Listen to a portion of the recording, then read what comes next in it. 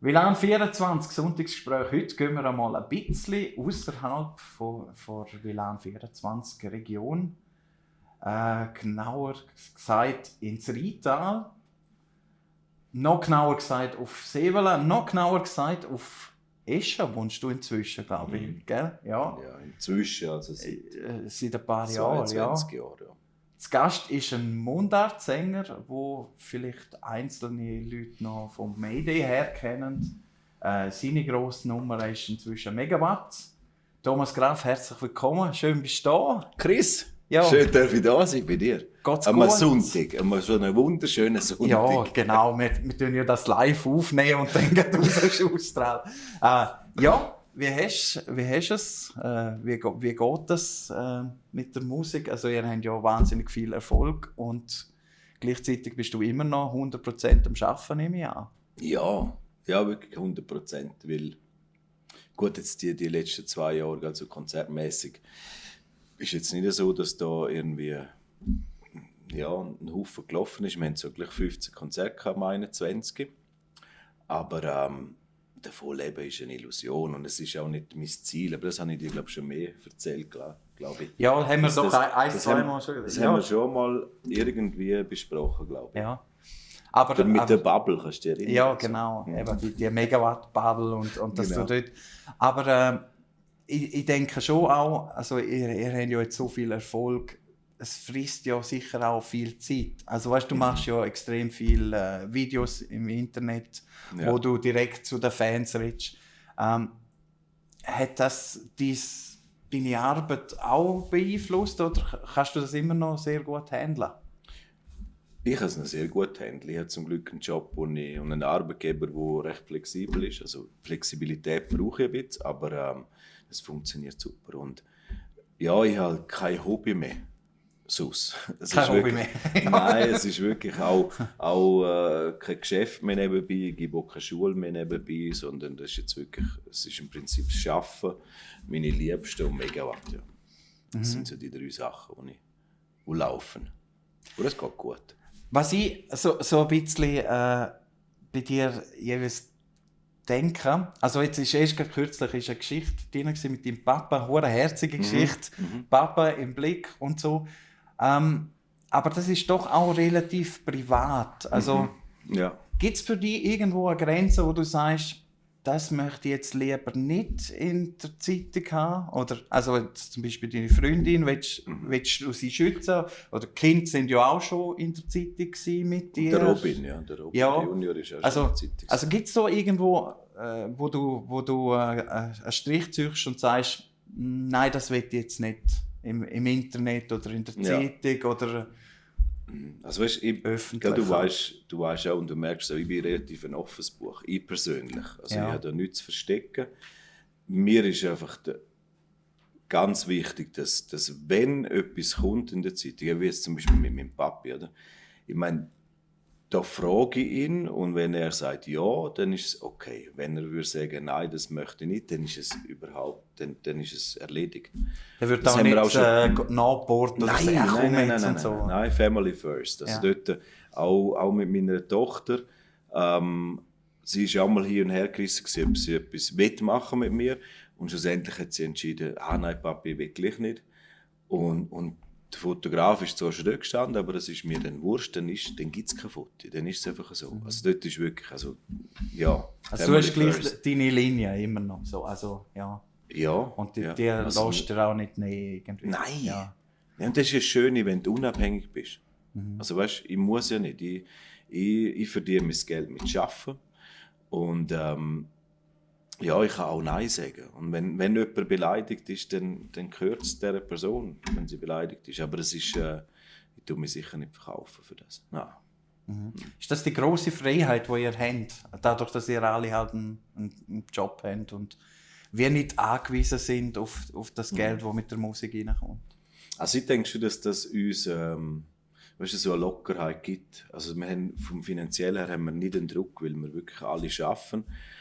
Und es nicht existenziell ist. Auch mit dem neuen Album, das jetzt kommt, wir haben das mit einer Lockerheit gemacht. Weißt du, nicht mit Druck, dass jetzt das irgendwie muss, so und Hitparade und weiss ich was, sondern ja, wir haben das wirklich einfach locker können schreiben. Und das ist sicher auch dem zu verdanken, dass wir einfach eben finanziell jetzt nicht irgendwo in einem Engpass sind. Nicht wie andere, die wirklich 100% von Musik leben müssen oder tun oder haben bis jetzt davon gelebt. So. Mhm. Du sagst, eben, du bist ein relativ offenes Buch. Wie schwierig war es gewesen, zum geheim behalten, dass ihr ein Album abhabt? Weil es ist jetzt doch eigentlich relativ kurz vorher kündigt ihr es an und geht mit dem Video raus. Und ich weiss ja, du hast mir beim ersten Album hast du mir das schon relativ früh gesagt, oder? Jetzt habe ich es nicht gesagt. Nein, es ist, bist ja, ein bisschen betüpft. Ja, also, ja, eben die Abgehobenheit. Oder? Ja, genau. Nein, also, wie schwierig ist das für dich, das irgendwie auch geheim behalten, oder? Also, oder haben das nicht so geheim behalten? Wir haben ja im Frühling angefangen mit Songs zu schreiben, am 21. Und ja, wir haben eigentlich immer gesagt, wir sind dran. Wir haben einfach auch selber noch nicht gewusst, wann wird es so weit sein, oder? Aber dass wir dran sind, haben wir immer gesagt. Aber dass es jetzt am 18.03. rauskommt, das ja, wissen wir auch noch nicht so ewig. Also, und darum, also wir haben ja nichts verstecken. Nein. Aber sonst ist es natürlich schon, also weißt, ich habe natürlich schon ein paar Geschichten im Hinterkopf, wo ich jetzt gerne mit dir darüber reden, aber wo ich sage, nein, das muss jetzt noch nicht sein. Wo man noch nicht... ja, also hat sich deine Haltung so auch vielleicht ein bisschen geändert gegenüber den Medien? Oder dass du so ein bisschen Häppli-mässig bist? Wenn du weißt, so, ja, jetzt treffe ich den Chris, jetzt darf ich über das noch nicht reden. Aber, nein, ich bin kein Böse. Nein, so ist es nicht.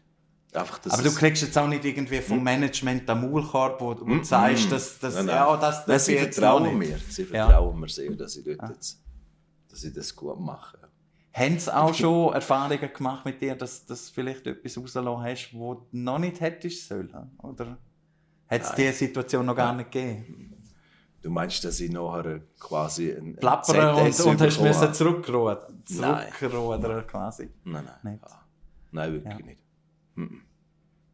Nein, also, weißt du, es gibt ja Sachen, wo auch noch nichts nützen, wenn man es erzählt. Es ist dann spannender, wenn es dann so weit ist, dass man es dann erzählt. Also, weißt, weil es noch zu weit weg ist? Oder ja, ich meine, es ist ja recht kurzlebig vieles und dann vergisst man es ja wieder und dann ist es wie... Die Diskussion hatte ich mal mit einem Musiker gehabt. Er hat gesagt, irgendwie, ich glaube, das war der Milchmann. Er hat das Album rausgelassen über Nacht und kein Vorbericht, nichts. Okay. Und alle Videos gehen auf einen Klapp und so, weil er gefunden hat, dass man das Interesse verliert, wenn man jeden Monat eine Single raus und dann Ende Jahr einmal ein Album. So. Also das würde jetzt nicht... ich finde das irgendwie noch speziell. Dann hast du irgendwie einen Overload. Das ist ja. Ich meine, unsere Supporter kennen das. Ich tue immer ein bisschen Spannung generieren auch. Und ich finde das auch glatt, weißt du, so das Thema Vorfreude, oder? Ist ja auch etwas Schönes. Und wenn ich erzähle jemandem dir, du hast vorher erwähnt, ich mache viele Videos, wenn du sage jemandem dir, ja, sind gespannt drauf in 2 Wochen, oder? Weißt du so? Und dann generierst du eine Spannung und kannst auch 2-3 Posts dazu machen, wo vielleicht noch ein bisschen mehr Luft ist und noch ein bisschen mehr Preis ist. Und dann, wenn es so weit ist, dann ist so wie in der Weihnacht, weißt du, wenn du das Geschenk auspackst, weißt du so. Ist einfach, ich glaube, das ist ein Gefühl, wo einfach schön ist und darum machen wir das auch dann so. Jetzt das ganze Jahr einen Adventskalender. Wir haben das ganze Jahr Weihnacht, ja. Ja, genau. Ja, mit der Single jetzt ja auch. Wir haben ja nicht gesagt, irgendwie gesagt, hey, heute ist der 28. Januar und da ist unsere neue Single Felsenfest, sondern man hat mitbekommen, wir sind in einem Video am Drehen. Ich habe dann auch erzählt, ja, es hat irgendetwas mit Felsen zu tun oder neu. Ja, genau, ja. Einfach so ein bisschen zum ein bisschen Spannung generieren. Und ich finde das cool. Also, mir fügt das, wenn man das so ein bisschen... Ja. Also die Heimat ist bei euch eigentlich bei euren Songs irgendwie immer wichtig. Und auch bei den Clips habe ich so ein bisschen das Gefühl, dass ihr schon gerne Sachen machen, die jetzt nicht einfach so universal, ja, es könnte in Berlin gedreht worden sein, sondern so. Ja. Ihr habt ja da also eben der Heimatgefühl haben wir ja am Flughafen Bad Ragaz gemacht, oder? Da Flugplatz. sieht man so ein bisschen das, Platz.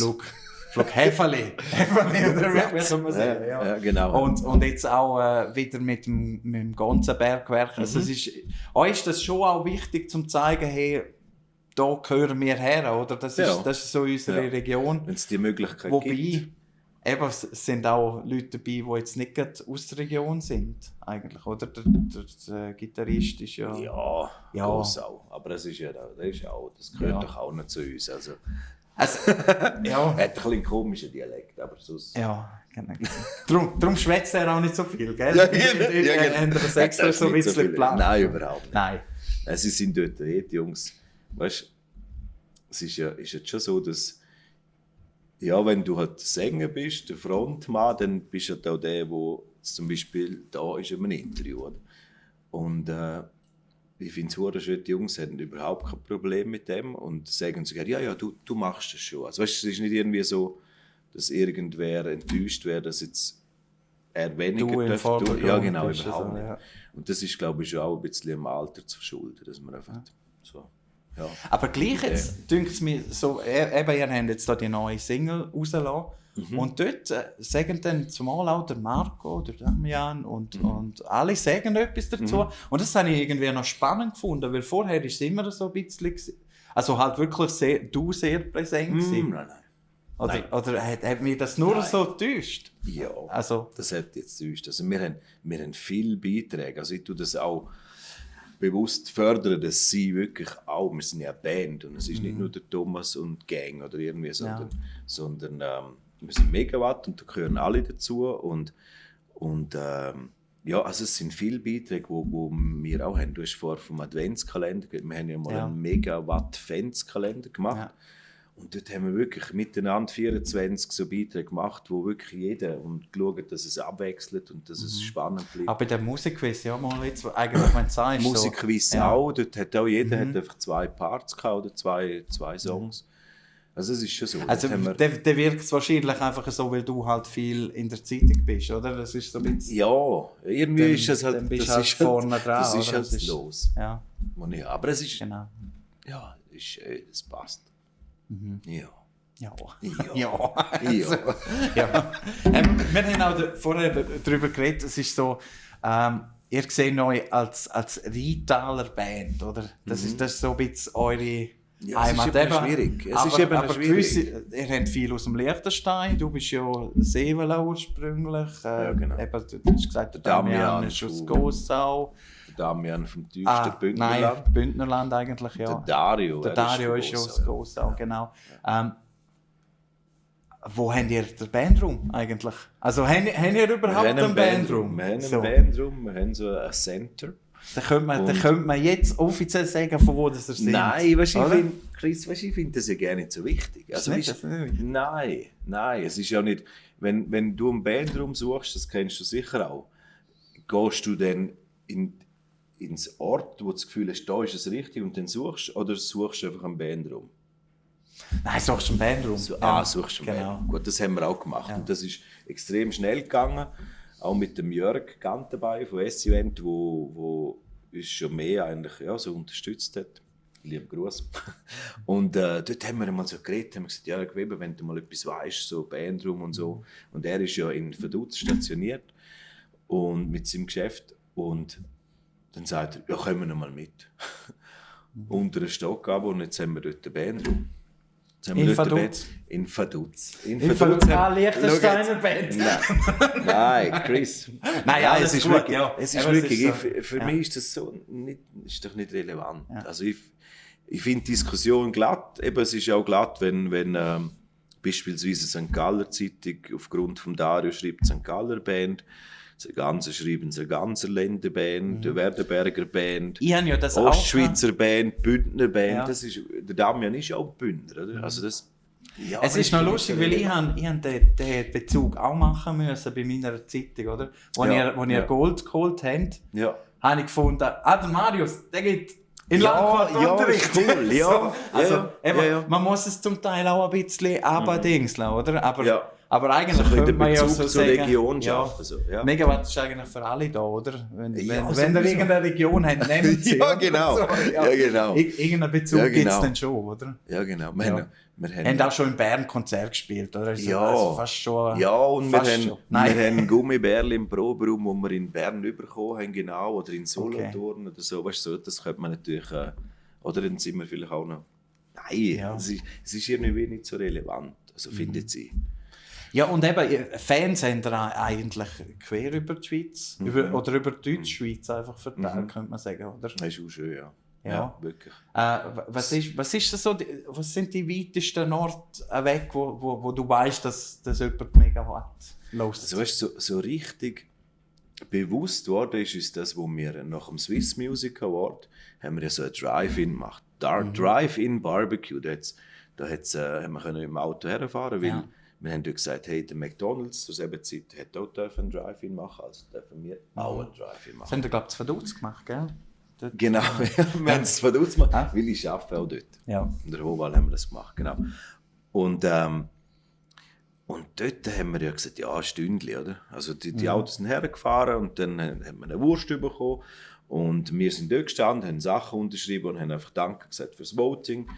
Und dort ist uns schon richtig bewusst geworden, ja, das gibt es ja gar nicht. Also wirklich, da sind Leute von Freiburg hergefahren, von Solothurn, von Bern, sind die Leute am Samstag dort hergefahren auf Vaduz und haben mitunter 3 Stunden darauf gewartet, um mit uns einen Schwätz zu tun. Und haben alle eine riesige Freude gehabt. Und es ist wirklich für alle, die dort sind, ist es einfach ein Erlebnis. Wir vergessen es auch nie mehr. Der Marius hat noch eine Entzündung am Bein, weil wir haben immer Fotos gemacht. Wir immer wieder herhocken und wieder aufstehen, herhocken. Und wenn wieder mal ein Chip kam, war es schon angenehm, haben wir nicht so hocken, oder? Weil wir haben immer auch Fotos gemacht mit den Leuten. Der Marius hat eine Entzündung gehabt. Marius wird auch älter, gell? Nein, das ist schön. Aber ja, und dort ist es uns bewusst worden. Weißt du, verwundert das jedes Mal wieder, weißt, auch wenn ihr jetzt so mit einer neuen Single raushauen. Also weißt, die Leute gehen völlig ab auf dem Zeugs. Also weißt, es ist so irgendwie so unwirklich, oder? Ja. Also gibt es bei euch in der Band nie so den Punkt, wo ihr sagt, so euch anschauen und so, hey, spinnen wir jetzt eigentlich? Wir schreiben nicht, das ist crazy. Das ist doch nicht mehr normal, weißt du? Ja, aber im Positiven natürlich. Gell, neben dort damals jetzt im Drive-In, dort ist uns bewusst worden. Und wir sind wirklich von dieser Stunde, die wir geplant haben, sind wir schlussendlich 4 Stunden dort gestanden. Und wirklich knapp 200 Autos irgendwie, sind gekommen. Und dort haben wir auch gesagt, hey, ist ja wahnsinnig. Weißt du, das ist, gerade jetzt auch zur selben Zeit ist es uns überhaupt nicht so richtig bewusst gewesen, weil du das auch nicht so gespürt hast, weil es ist ja kein Live-Konzert. Du hast irgendwie das nicht so gespürt mit den Leuten, oder? Und darum ist es dann auch spannend, eben die neue Single, dann bringst du die raus und dann gehst du natürlich auf iTunes, mal schauen, was passiert jetzt echt, wenn wir das rausgehen. Und dann denkst du, hure siech nochmal. Ja. Zack, auf Platz 2 bei der iTunes. Weißt du jetzt, der Song, einfach weil wir den jetzt rausgehen und es ist ja nicht irgendwie medienmäßig wahnsinnig aufgeblasen worden oder ein Fernsehauftritt oder irgendetwas, sondern einfach, wir haben jetzt das rausgegeben und haben auf Social Media eben ein bisschen Spannung erzeugt und haben auch den Moment angekündigt, was rauskommt.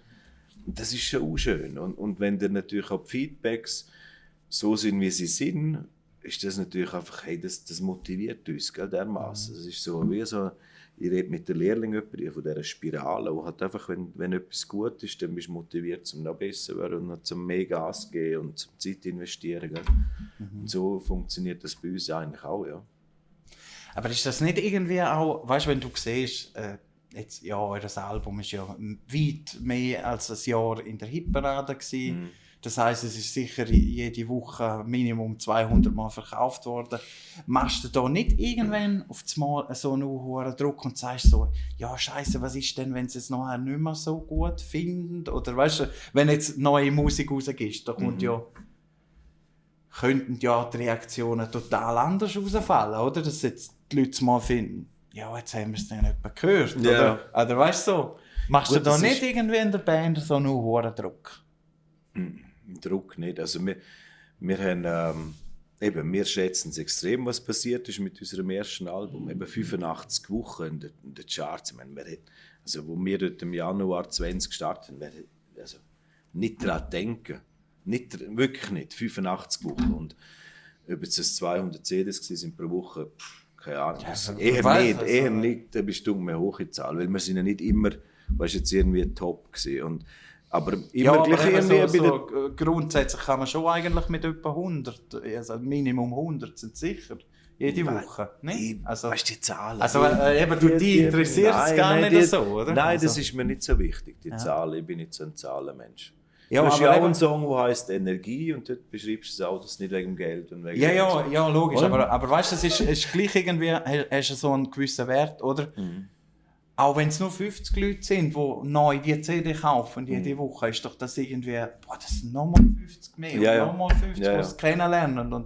Und interessant ist dann eben auch, das finde ich auch lustig, ich beobachte das dann auch ein bisschen online, weißt du, wie die Leute sich gegenseitig anstiften und sagen, was, du kennst Megawatt nicht und weißt, so Werbung machen für euch.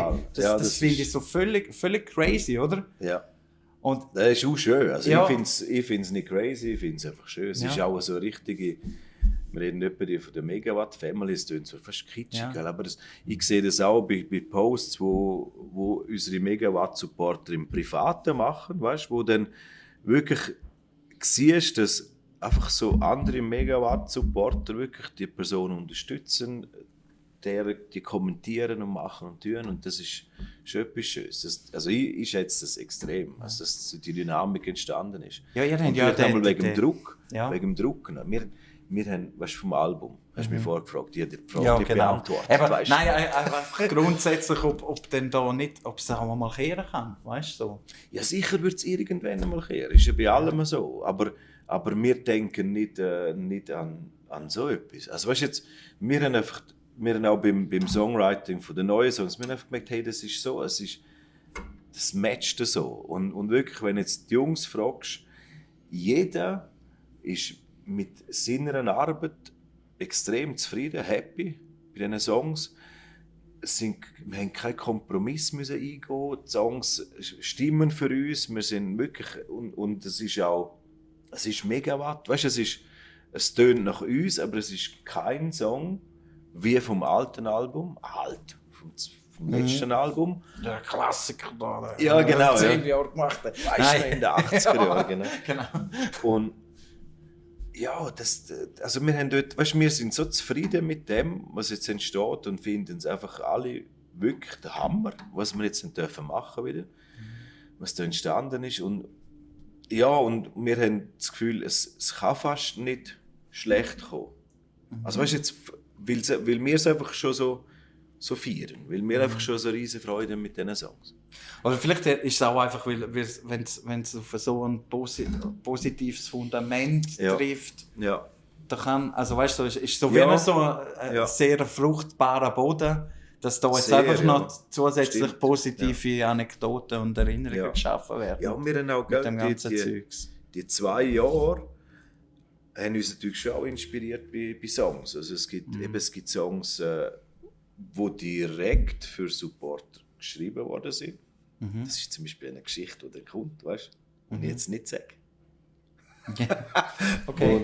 Und dann gibt es auch Songs wirklich für das Feeling, das Miteinander, wie jetzt Felsenfest ja auch. Das ist ja auch ein Riesenwort, sage ich jetzt mal. Und auch das ist einerseits auch entstanden, dass das Wort Felsenfest ist uns auch in den Sinn kommt mit der Bindung, die wir haben zu unseren Supportern. Es sind eigentlich nicht so klassische Love-Songs, sie sind vielfach mehrdeutig. Also jetzt eben gerade bei dem habe ich so, ich habe so gelost, und eigentlich kannst du dort auch, tönt es fast ein bisschen so, wie wenn du zu deinen Fans auch redest, so ein bisschen. Also weißt du, so ein bisschen die Bindung auch, oder? Es sind einfach so, gewisse Sachen sind so universal, oder? Und das ist so ein Universalsprach, den du dort hast. Ist das noch bei mehr Songs so in dem Fall?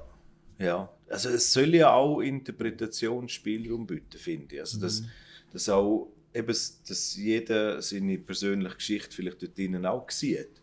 Und eben, wir haben jetzt beim Video haben wir, eine Art so, ja, Junge, die so ein bisschen Liebesgeschichte-mässig, aber eben, es kann auch zur Family sein. Es muss nicht unbedingt eine Beziehung so auf Love sein, in dem Sinn so ein Pärchen, sondern es kann auch zu einer Familie, weißt du, als Familie, wie du zusammengewachsen bist und felsenfest füreinander da bist.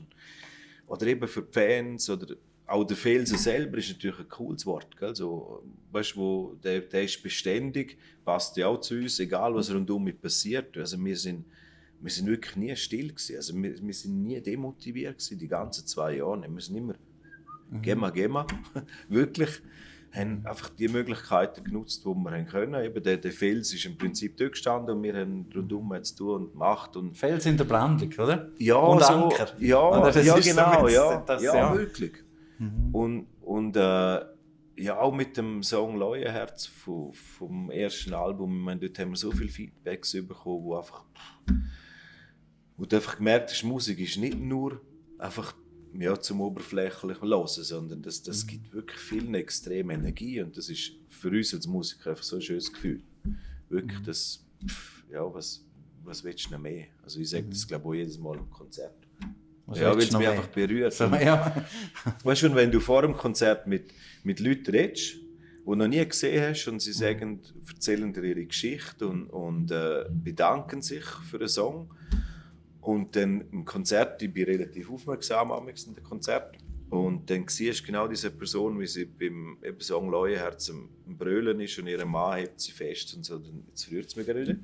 Dann, ja, es sind einfach eine schöne Momente. Wie kannst denn du da noch so voll konzentriert weitermachen mit Singen und allem?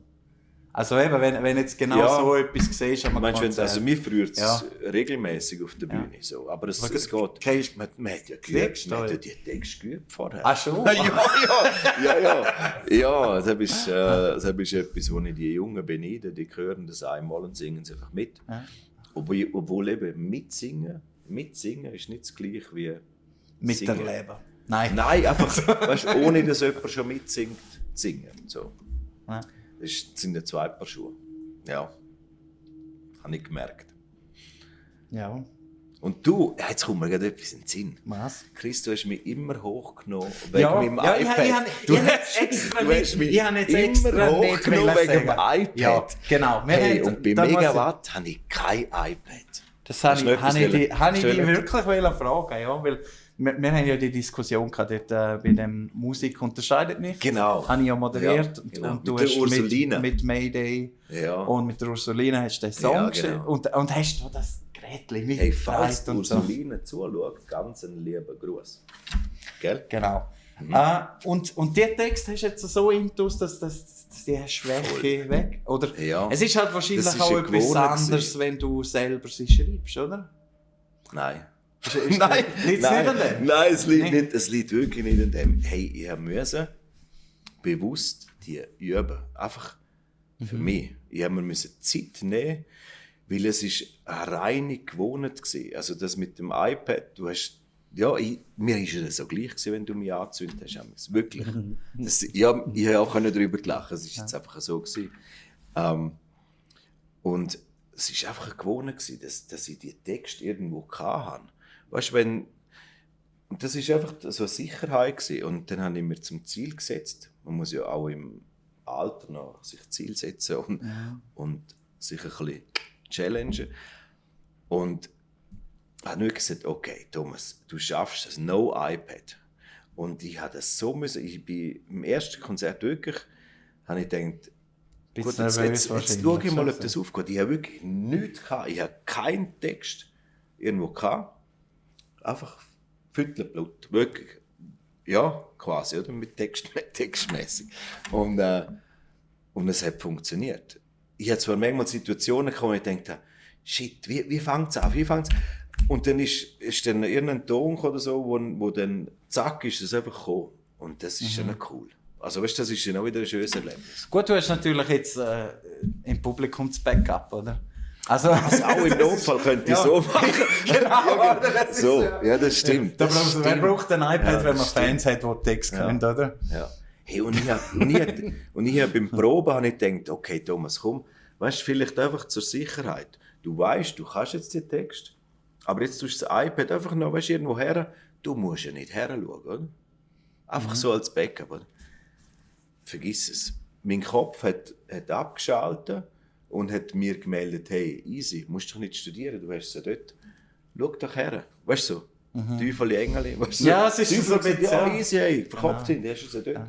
Und ich habe mich nicht einfach als Backup nehmen, sondern es ist wirklich immer wieder der Blick dorthin. Darum habe ich gesagt, okay. Das finde ich gut, weißt du, so hast du auch die Möglichkeit, um es wirklich halt erleben, auch die Leute, oder? Absolut. So kannst du nachher eben auch so Zeugs spüren, wo, wenn jetzt jemand dort mal mega getüpft ist von einem Song, so quasi, ja. Also ich kann mich wirklich auf die Leute konzentrieren, was da so passiert das und Reaktionen. Und weiter verarbeiten, quasi, ja. Nein, das ist super. Danke vielmals. Sehr gerne. Danke vielmals, dass du da bist. Dass du dann in deinem Pumpenvorlader Kalender doch noch Zeit gefunden hast für mich. Immer noch. Obwohl nicht alles erzählst, das oder? Wird immer so bleiben. Nein, das ist gut. Weil ich die Huren gerne. Danke, ideal. Ja. Geil, danke vielmals. Das ist super. Ich wünsche viel Erfolg mit dem neuen Album. Merci. Das möge es krachen. Ja, und sich gut verkaufen. Ja. Das ist super. Danke vielmals. Sehr gerne. Ja, das war es mit Thomas Graf. Das Gespräch, das neue Album Megawatt. Felsenfest heisst es, ist ab 17. März. Am 17. in der Briefkäste für die vorbestellt haben. Und am 18. kommt es offiziell. Am 18. offiziell überall erhältlich. Schauen rein, ist eine gute Platte. Kann ich jetzt schon sagen. Felsenfest.